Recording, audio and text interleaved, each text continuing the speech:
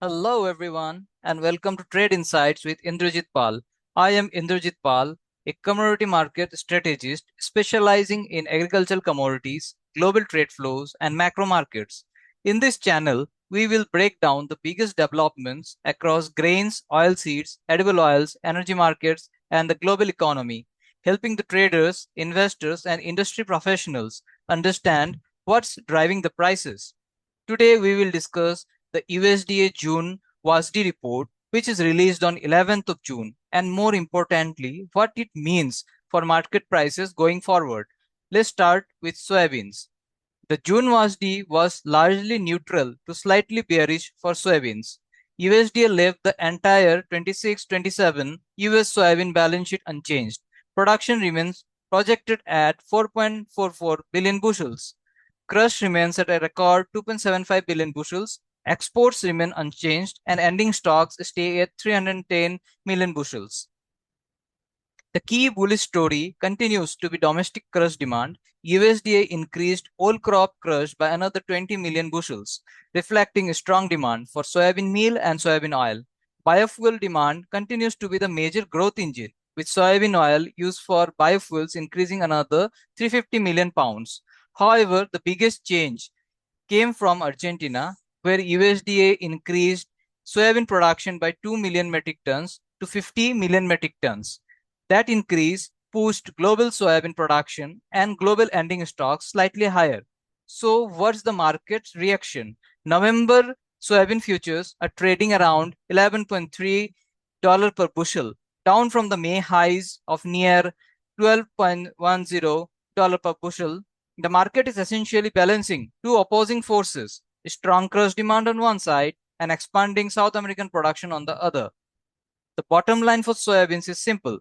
Demand remains supportive, but global supply continues to expand. That's why the report was viewed as neutral to slightly bearish. Now let's move to corn.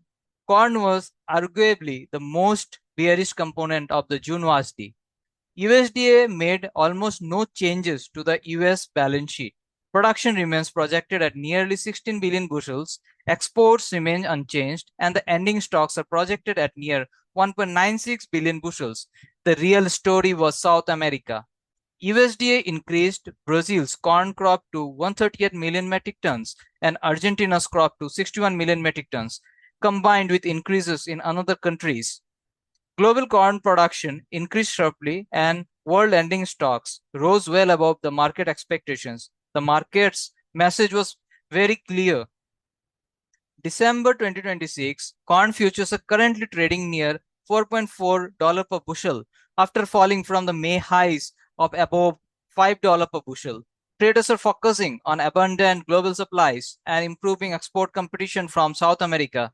While the US balance sheet remains tighter than last year, the increase in global stocks creates a bearish near-term environment unless weather became a concern later this summer.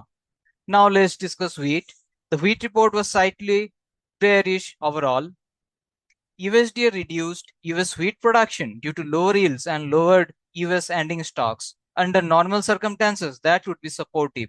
However, larger crops in Russia, Ukraine, and Turkey more than offset the tighter US outlook. Global wheat production increased, global trade increased, and global ending stocks also increased.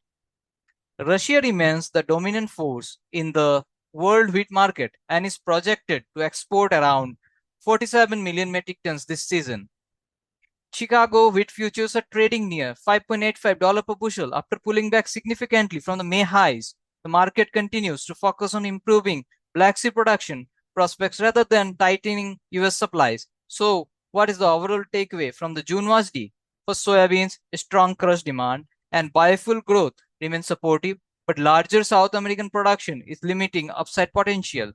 For corn, expanding South American supplies and higher global stocks remain the dominant bearish factors. For wheat, larger Black Sea crops continue to outweigh the supportive impact of lower US production. More importantly, the June WASDE didn't deliver a major surprise. Instead, it confirmed what the market was already pricing in. Global grain and oilseed supplies remain relatively comfortable, especially outside the United States. Going forward, weather will become the most important market driver. If favorable weather continues across the US corn belt and other major producing regions, it may be difficult for grain prices to sustain a major rally. However, any weather threat during corn pollination or soybean pot setting could quickly shift market sentiment and reintroduce risk premium into prices. That's all for today's market update.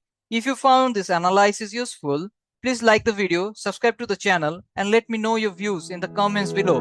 Thank you for watching Trade Insights with Indrajit Paul, and I will see you in the next market update. Thank you.